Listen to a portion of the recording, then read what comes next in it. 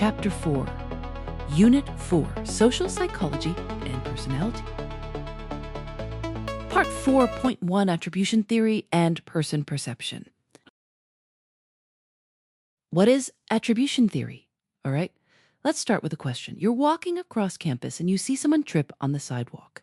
In the half second before you think about it consciously, your brain is already spinning a story. Why did that happen? Was the person clumsy? Were they distracted? Was there a crack in the pavement? That instinctive storytelling process is exactly what attribution theory is about. Attribution theory, developed by Fritz Heider in the 1950s, explains how we assign causes to the behavior of ourselves and others. Think of your brain as a courtroom that never closes. It's always looking for someone or something to hold responsible, and it turns out the explanations we reach for say a whole lot more about us than about the people we're judging. Internal versus external attributions. The first and most important distinction you need to own for the AP exam is the difference between internal in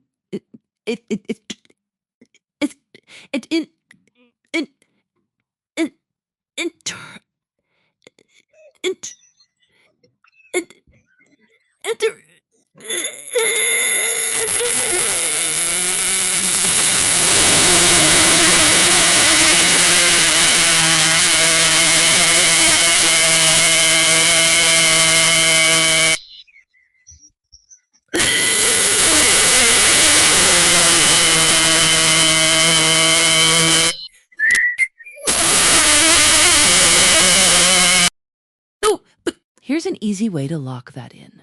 Imagine your friend fails an exam. If you think they just don't care about school, that's internal. You're pointing at something inside them. If you think that professor is brutal and the test was unfair, that's external. You're looking at the situation. Same event, two completely different explanations, and both feel totally reasonable depending on your perspective. The fundamental attribution error. Now, here's where it gets really interesting and where the AP exam loves to test you. The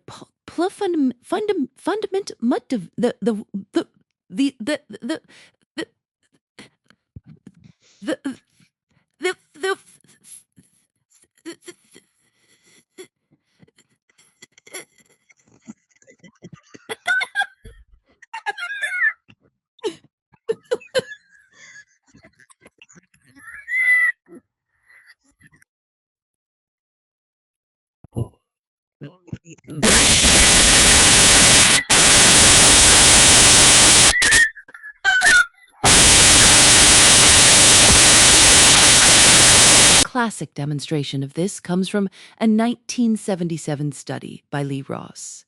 Participants watched a quiz show where one person was randomly assigned to ask questions and another had to answer them.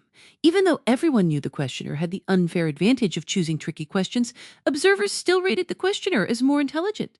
The situation was obvious and people still made the dispositional leap. That's how powerful this bias is. Knowing about it doesn't make you immune to it.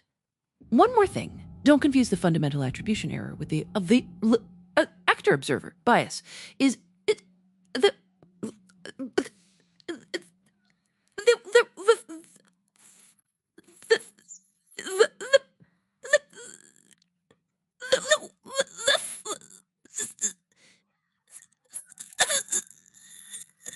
actor-observer bias is a related but more specific idea. When we do something, we explain our own behavior situationally. I was late because traffic was awful, but when others do something, we explain it dispositionally.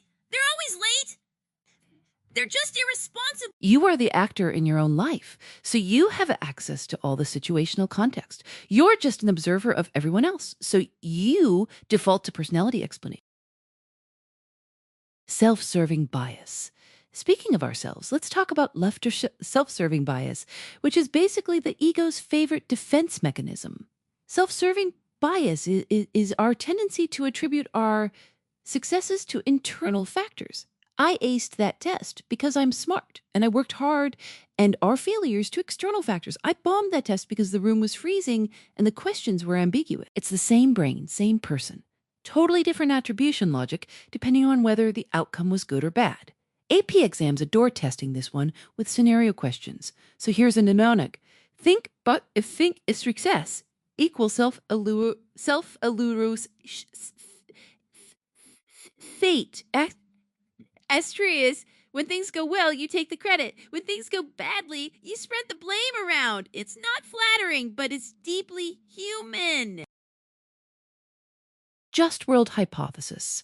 One more concept that often sneaks onto the AP exam is the Just-World hypothesis proposed by Melvin Lerner. This is the belief that the world is fundamentally fair, that people get what they deserve. It sounds almost noble, but the dark side is that it leads us to blame victims for their own misfortunes. If someone is suffering, we unconsciously reason that they must have done something to bring it on themselves, because accepting randomness and injustice is psychologically threatening.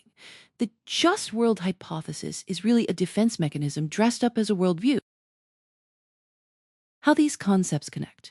Here's the big picture you want to carry into the exam room. All of these biases, the FAE, actor-observer bias, self-serving bias, and just world thinking, share a common thread.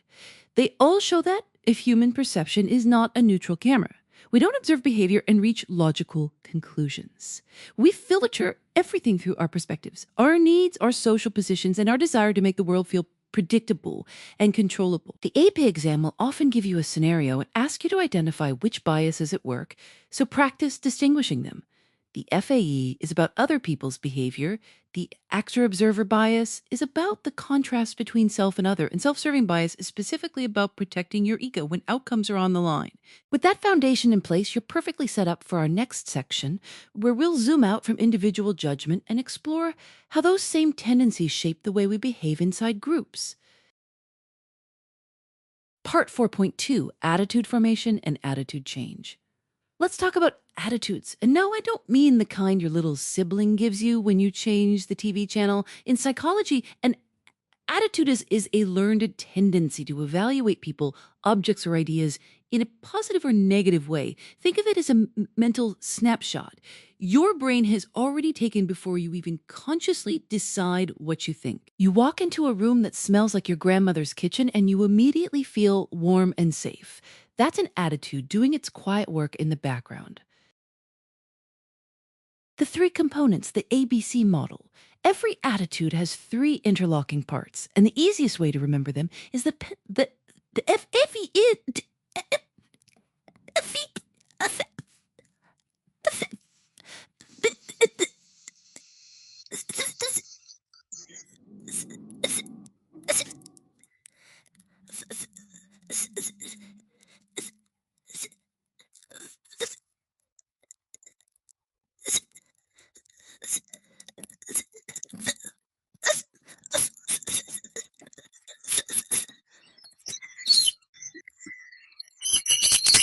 So if you have an attitude about exercise, your affect might be, ugh, I dread it. Your cognition might be, I know it's good for my heart, and your behavior might be reluctantly lacing up your sneakers 3 times a week.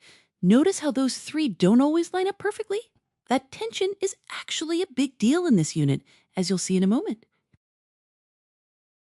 How attitudes form. Attitudes aren't born with us. They're learned, and psychology identifies 3 main pathways. The first is classical conditioning, the same process Pavlov used with his famous dogs. If you grew up hearing your parents speak negatively about a certain food every Sunday dinner, you might develop a distaste for that food without ever really choosing to. The food got paired with negative emotions until the food itself triggered those feelings. The second pathway is efferent conditioning. When we're rewarded for expressing certain attitudes, we tend to hold on to them more tightly. A child who gets approval from their peer group for liking a certain band is going to become a very devoted fan. The third pathway is observational learning or modeling. We watch the people around us, parents, celebrities, influencers, and we absorb their attitudes like a sponge. This is why advertisers pay so much money to get the right spokesperson.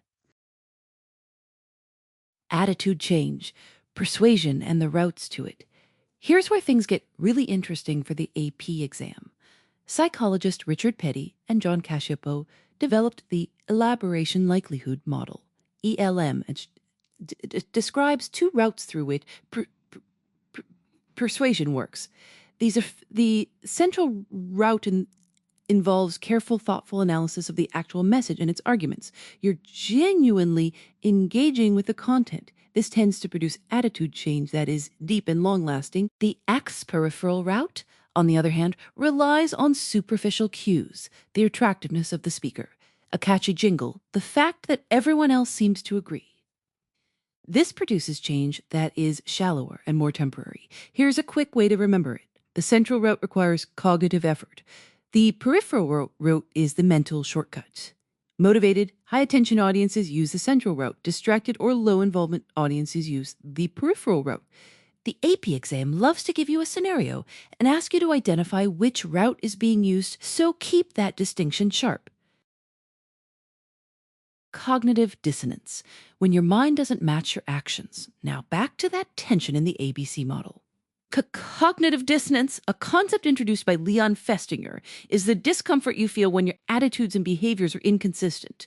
Imagine you genuinely believe in environmental sustainability, but you just bought a gas-guzzling SUV. That psychological friction, that's dissonance. And here's the fascinating part. Your brain really wants to resolve it. You'll either change your behavior, sell the car, change your attitude. Well, maybe one car doesn't make much of a difference. Or add a new cognition to justify the inconsistency. But this car has really good safety ratings for my family. Festinger's classic experiment had participants perform a horribly boring task and then tell the next person it was exciting. Participants paid only $1 to lie, later reported. Actually liking the task more than those paid 20. Why? The $20 group had sufficient external justification. The $1 group had to change their internal attitude to justify the behavior. This is a perennial AP favorite, so know it cold. Common AP pitfalls. A few traps students fall into. Don't confuse attitude formation with attitude change. The processes have some overlap, but the mechanisms differ. Also, remember that attitudes don't always predict behavior. Situational factors, social pressure, and habit can override even our strongest attitudes. That's called the attitude behavior gap. And it's exactly why you can believe exercise is important and still skip the gym. Additionally, students sometimes mix up cognitive dissonance with mere hypocrisy. Dissonance is specifically about the psychological discomfort that motivates a change, not just the inconsistency itself. A handy mnemonic for attitude components, a big cat, effect, behavior, or big cognition. And for the ELM, think gestural equals careful, peripheral vision, as you're not really looking directly at the argument. Understanding how attitudes form and shift sets the perfect stage for exploring how those attitudes play out in group settings, which is exactly where we're headed next. Part 4.3, Psychology of Social Situations. Why the room? You're in change as who you are. Here's something that should unsettle you just a little. You're not the same person in every situation, not because you're being fake, but because the situation itself has enormous power to shape your behavior, often without you even realizing it. That's the core insight of the psychology of social situations, and it's one of the most humbling, fascinating corners of the entire AP exam. Let's start with a concept that ties everything together. Situational versus dispositional attributions. When we explain why people do what they do, we tend to reach for one of two explanations. Dispositional attribution says the behavior comes from inside the person, their personality, character, or values. Situational attribution says the environment caused it. Here's a classic AP pitfall. Most of us dramatically overuse dispositional explanations. We see someone snap at a cashier and think, what a rude person, rather than considering they just found out their dog died. This error has a name, the SE fundamental attribution error, and it's one of the most tested concepts in this unit. Remember it by thinking we judge others by their character, but we judge ourselves by our circumstances. The power of the group. Now zoom out from individual judgment and think about what happens when people act together. One of the most important phenomena here is social facilitation. It's the tendency for people to perform better on simple or well-practiced tasks when others are watching. Imagine you're a seasoned pianist performing a song you've played 1,000 times. An audience actually helps, but if you're stumbling through a new piece, that same audience makes it worse. This is called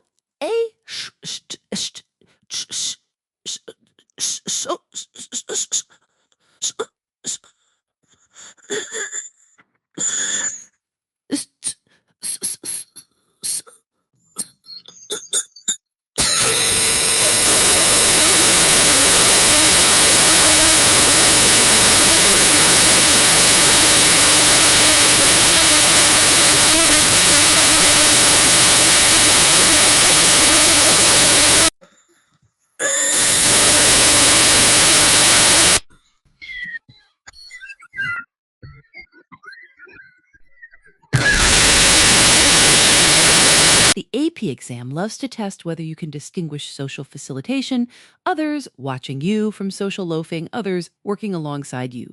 The presence of others boosts individual performance in one case and dilutes it in the other. When groups make us lose ourselves, de-individuation is what happens when being part of a crowd strips away your sense of individual identity and personal accountability. It's why people do things at a concert or a riot that they'd never dream of doing alone. Anonymity is the fuel, and this is exactly why online behavior can get so toxic so fast. When you can't be identified, the internal editor goes quiet. Related to, this is the groupthink, which occurs when the desire for harmony in a group overrides realistic appraisal of alternatives. Picture a team of advisors who all start agreeing with the leader just to avoid conflict, never voicing doubts, never playing devil's advocate. The result is often catastrophically bad decision-making. The AP exam frequently asks you to identify symptoms of groupthink, the illusion of invulnerability, collective rationalization, pressure on dissenters to conform. Good mnemonic for the warning signs is ping. Pressure on dissenters, illusion of unanimity, no outside opinions considered, group feels invincible. Interestingly, groups don't always trend toward moderation. Sometimes they amplify existing tendencies. This is group polarization. When like-minded people discuss a topic, they often end up holding more extreme versions of the views they started with. A group of mildly skeptical people can walk away deeply suspicious. A group of moderately enthusiastic investors can walk away with wildly risky positions. Discussion doesn't always create balance. It often creates intensity. Obedience, conformity, and the situations that control us. You cannot leave this section without understanding the twin pillars of social influence: conformity and obedience. Solomon Esch's line experiments showed that people will deny the obvious evidence of their own eyes just to match the group's wrong answer, especially when the group is unanimous. The lesson? Conformity is not about stupidity. It's about the deeply human discomfort of standing alone. Stanley Milgram's obedience experiments took this further and darker. Ordinary people, when placed in a situation with a legitimate seeming authority figure, administered what they believed were dangerous electric shocks to strangers. The situation, a lab coat, an institutional setting, incremental escalation overrode personal morality. In the majority of participants, the AP exam may ask you to explain what factors increase obedience: proximity to the authority figure, distance from the victim, perceived legitimacy of the institution. What decreases it? Seeing others disobey. One dissenting voice breaks the spell.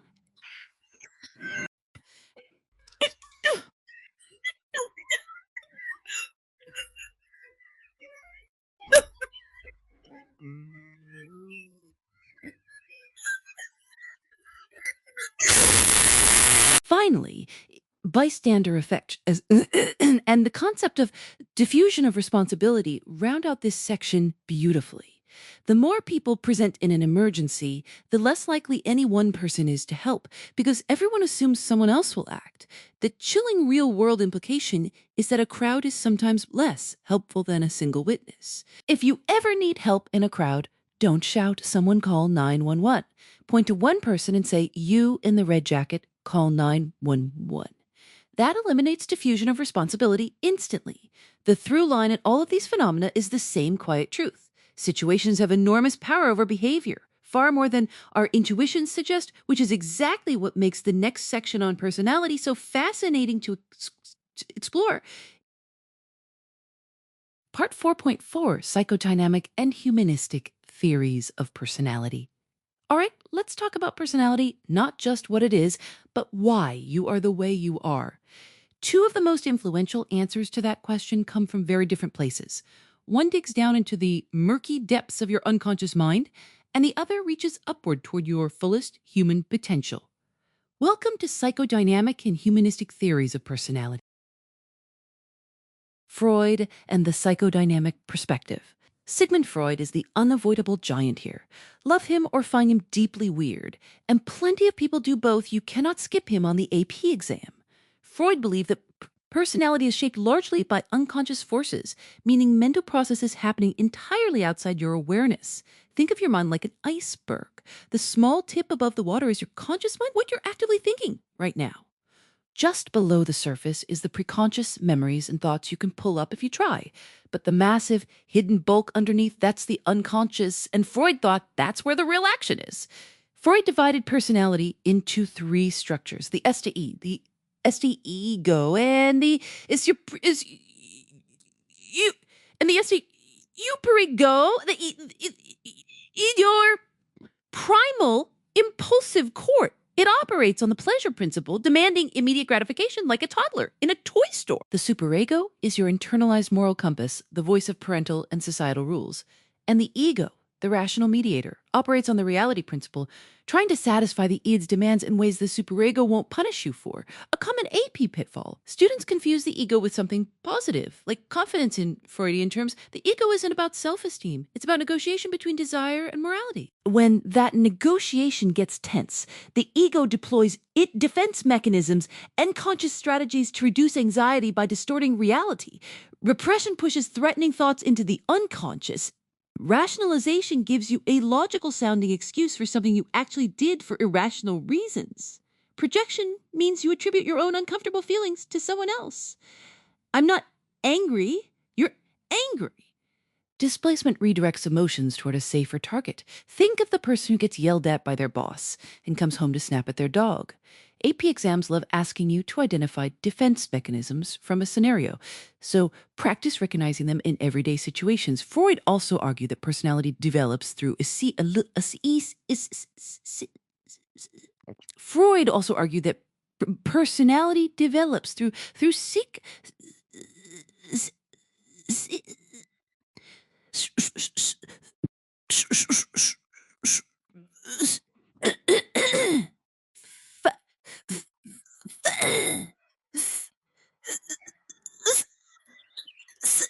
The most tested is the phallic stage, ages 3 to 6, where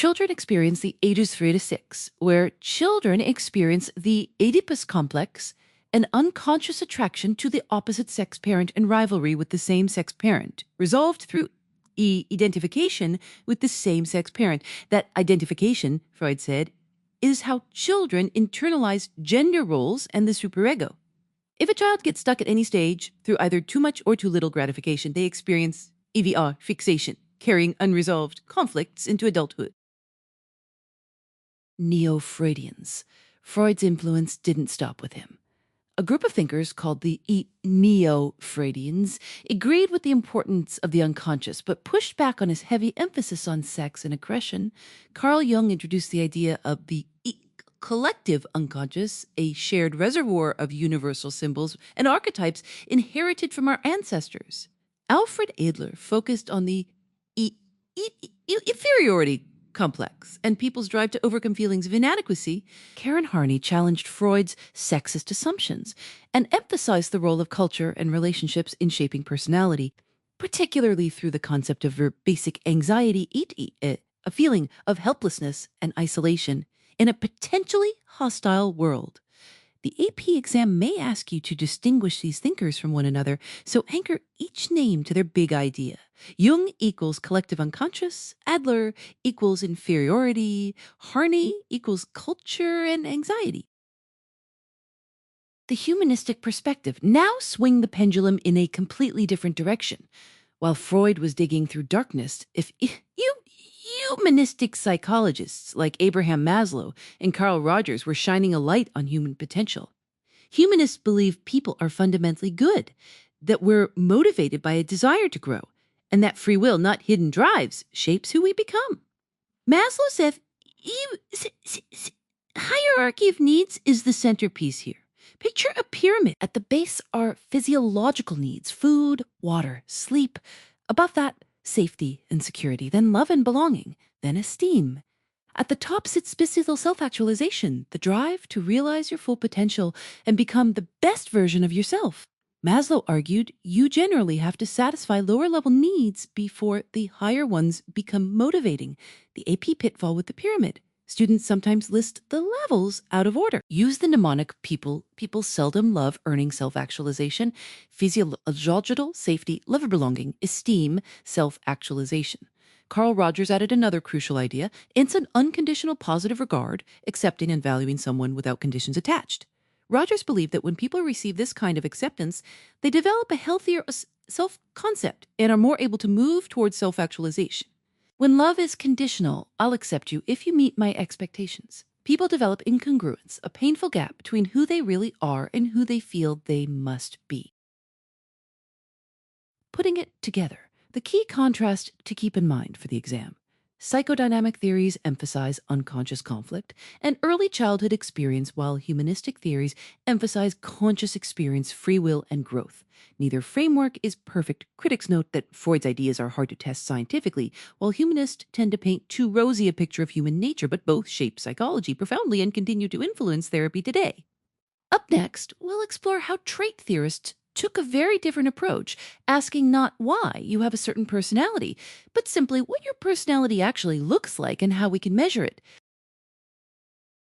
Part 4.5, Social Cognitive and Trait Theories of Personality. So you've made it to one of my favorite corners of personality psychology. The place where we stop asking what deep hidden force is driving you and start asking what do you actually do and why. That's the spirit behind both social cognitive theory and trait theory, and the AP exam loves to test whether you understand the difference between them and between both of them and the psychodynamic and humanistic approaches we covered earlier. Let's dig in. Social cognitive theory, you and your world in conversation. Albert Bandura is the name you absolutely cannot forget here. His social cognitive theory argues that personality isn't just something buried inside you, it's something that emerges from the ongoing interaction between you, your behavior, and your environment. Bandura called this reciprocal determinism, and it's one of those terms the AP exam will practically put in neon lights. Think of it like a three-way conversation at that coffee shop I mentioned. You're sitting there with two friends. One is your internal thoughts and feelings. The other is your environment, the people, the setting, the expectations around you. All three of you are talking at once, constantly influencing each other. You feel confident, internal, so you speak up more behavior, which causes people to respond positively. Environment, which makes you feel more confident. Round and round it goes. That's reciprocal determinism. None of those three elements is the boss. They're all shaping each other simultaneously. Now, here's a concept that lives inside that framework and deserves its own spotlight: self-efficacy. This is your belief in your own ability to succeed in a specific situation. Notice I didn't say self-esteem. That's your overall sense of self-worth. Self-efficacy is more targeted. A student might have high self-efficacy for writing essays, but low self-efficacy for calculus. Bandura argued that self-efficacy is one of the most powerful predictors of behavior and persistence. When you believe you can do something, you try harder, last longer, and recover faster from setbacks. A common AP pitfall is confusing self-efficacy with self-esteem. Keep them distinct. Bandura also introduced the concept of a locus of control, though it's most associated with Julian Rotter. People with an internal locus of control believe they are the authors of their own outcomes. Their effort and choices drive results. People with an external locus of control feel like passengers. Luck, fate, and powerful others are steering the ship.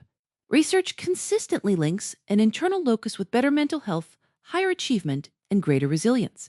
The AP exam might give you a scenario and ask you to identify which locus a person is demonstrating, so look for clues in how the character explains their successes and failures.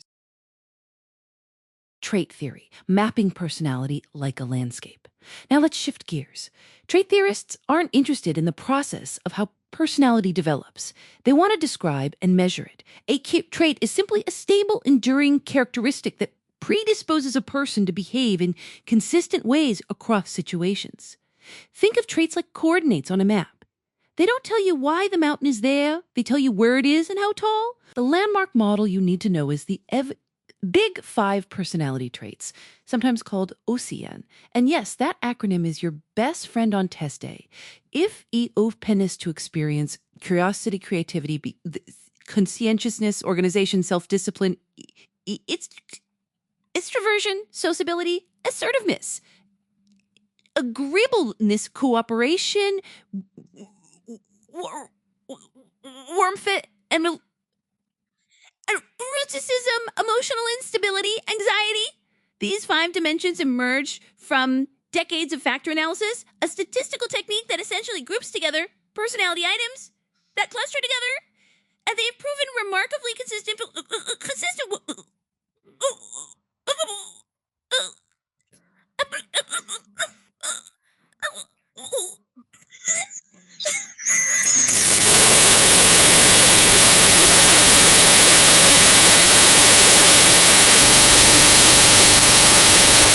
The AP exam might ask you to match a description of a person to the relevant Big Five trait, so practice recognizing each one in everyday language.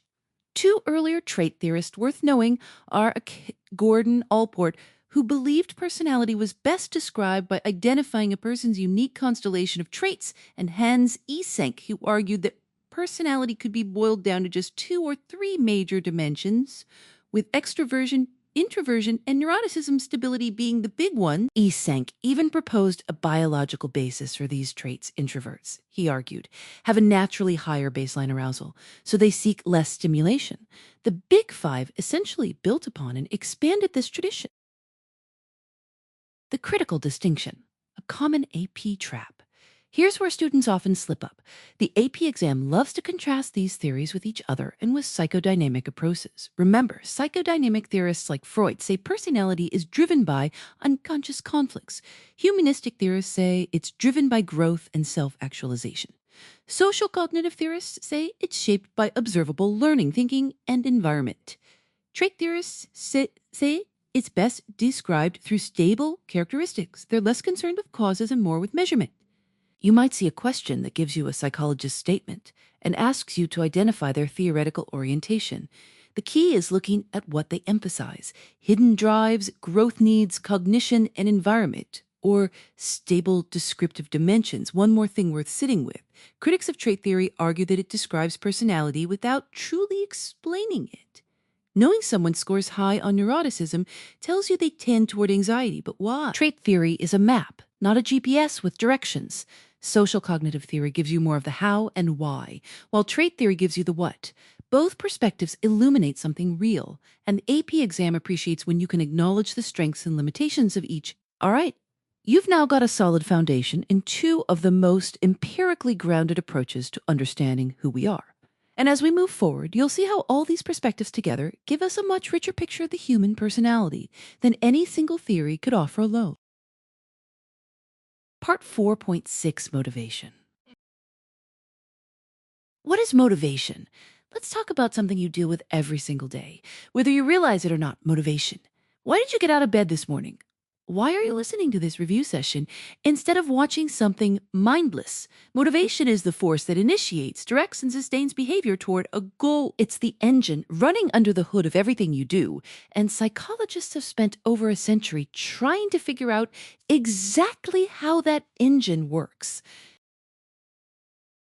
Instinct theory and drive reduction theory. The earliest explanations were pretty simple. Instinct theory suggested that behaviors are biologically programmed. We do things because evolution wired us to do them. Migrate, mate, protect offspring. That explained animal behavior well enough, but it ran into trouble with humans pretty quickly because we do a lot of things that have nothing to do with survival instincts. So psychologists pivoted to drive reduction theory, championed by Clark Holt. The idea here is elegant. A biological need, like hunger, creates an unpleasant internal tension called a drive, and you're motivated to reduce that tension. Think of it like a bathtub. Slowly draining, your body detects a deficit, signals discomfort, and you act to restore homeostasis, that comfortable biological balance. Eat a meal. Reduce the hunger drive, feel restored. Simple. But again, this only gets us so far. Doesn't explain why you'd climb Everest, binge a new TV series until 2 a.m., or eat dessert when you're already full. Drive reduction theory handles deficits. It struggles with curiosity, creativity, and pleasure-seeking. Arousal theory. That's where arousal theory steps in. This one says we're not just trying to eliminate tension. We're actually trying to maintain an optimal level of arousal or stimulation. Too little stimulation and you feel bored and sluggish. Too much and you feel overwhelmed. The sweet spot is different for everyone, which is why some people skydive for fun, while others prefer a quiet Saturday with a book. This connects to the Yerkes-Dodson law, which you absolutely need to know for the exam. It describes an inverted U-shaped curve. Performance improves as arousal increases, but only up to a point. After that peak, too much arousal degrades performance. For simple or well-practiced tasks, the optimal arousal level is higher. For complex or unfamiliar tasks, you actually perform best at a lower arousal level. Picture a test taker. A little nervous energy sharpens focus, but full-blown panic causes blanking. That inverted U is your visual anchor. Burn it into your memory. Maslow's hierarchy of needs. Now here's the theory you've probably seen before, but let's make sure you understand it deeply enough for the AP exam. Maslow's hierarchy of needs. Abraham Maslow proposed that human motivation follows a pyramid structure, moving from foundational physiological needs at the base all the way up to actualization at the top. The levels from bottom to top are physiological needs: food, water, sleep; safety needs, security, stability; love and belonging, friendship, intimacy, esteem, achievement, respect; and finally, self-actualization, reaching your full potential. The key insight and the common AP trap is that it's the lower needs generally must be satisfied before higher needs become motivating. If you're genuinely starving, you're not thinking about self-actualization. You're thinking about food.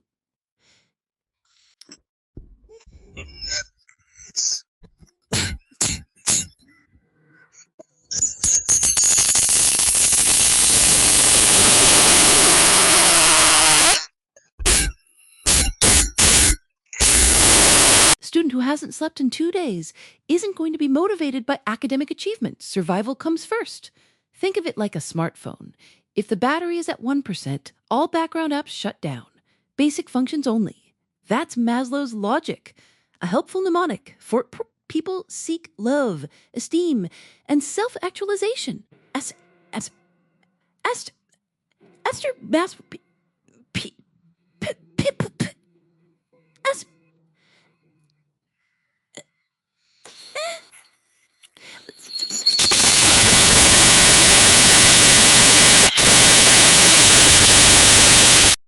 Basic functions only. That's Maslow's logic. A helpful mnemonic beat. People seek love, esteem, and intrinsic versus extrinsic motivation. One of the most practically important distinctions in this section is intrinsic versus extrinsic versus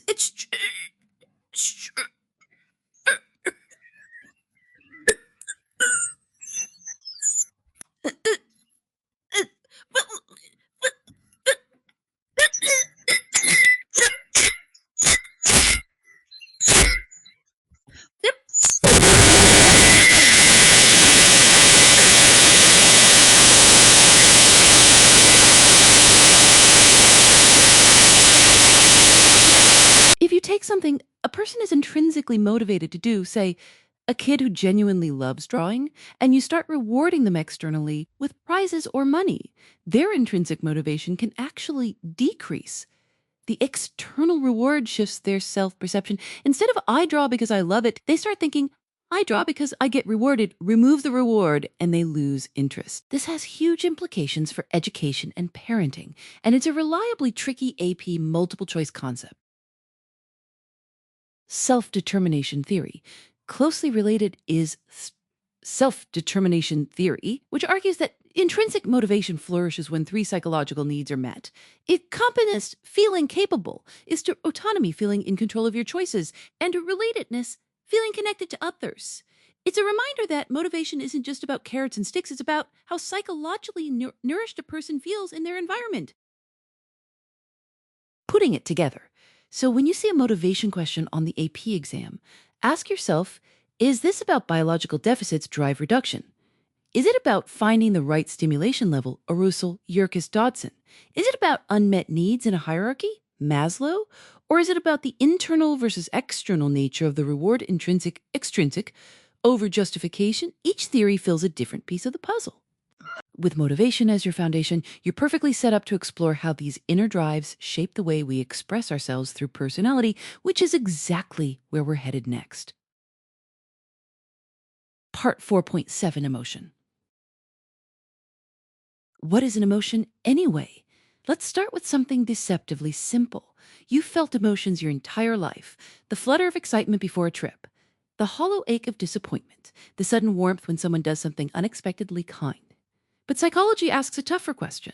What exactly is happening when you feel those things? On the AP exam, emotion is defined as a complex psychological state involving three components working together.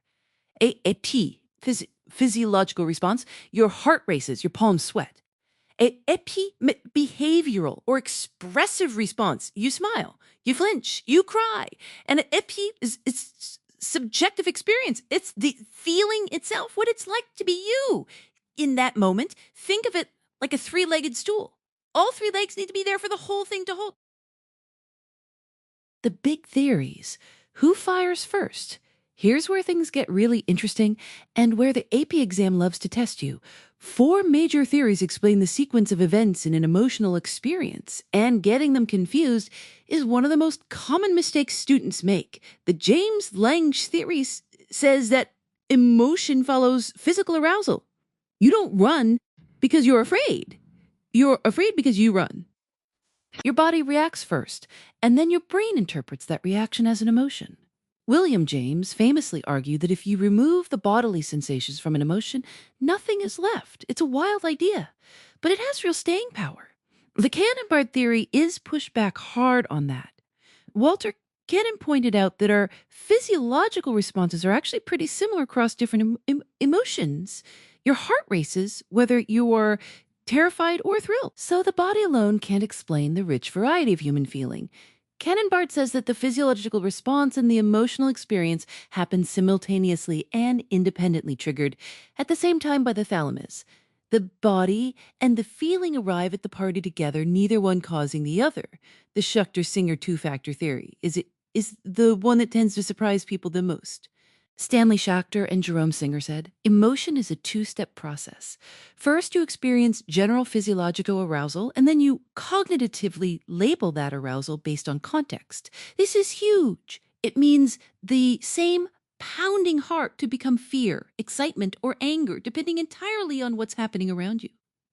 There's a classic study where participants were injected with adrenaline and placed with either a euphoric or angry confederate.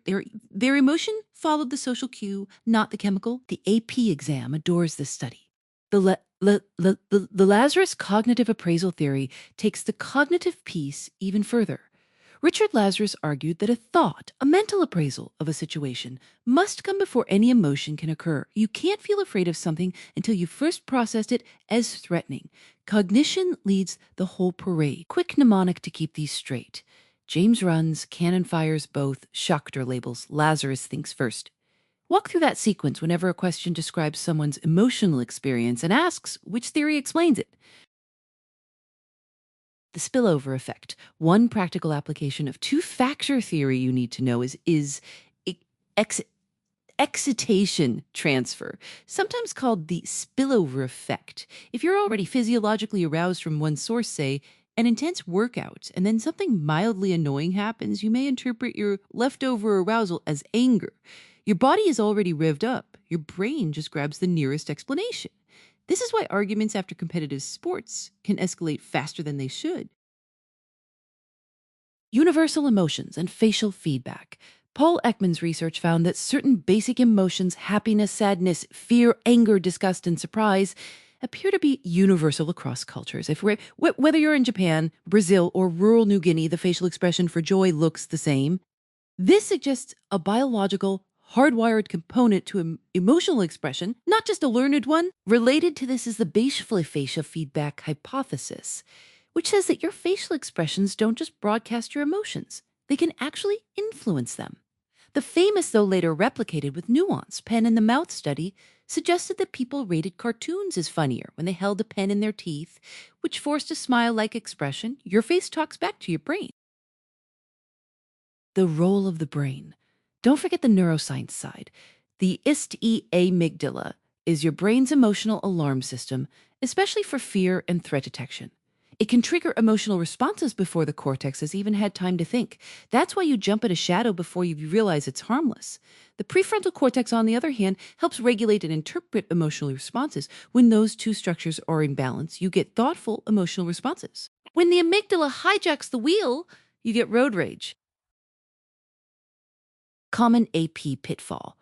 Students often mix up James Lange and Schachter-Singer because both involve physiological arousal. Here's the key difference. James Lange says the specific physical response determines the emotion. Schachter-Singer says the arousal is general and nonspecific. The label you attach to it, based on context, is what creates the emotion. That distinction has appeared on the exam more than once. With emotion now in your toolkit, you're perfectly set up to explore how those feelings connect to motivation, because it turns out what you feel and what drives your behavior are far more intertwined than you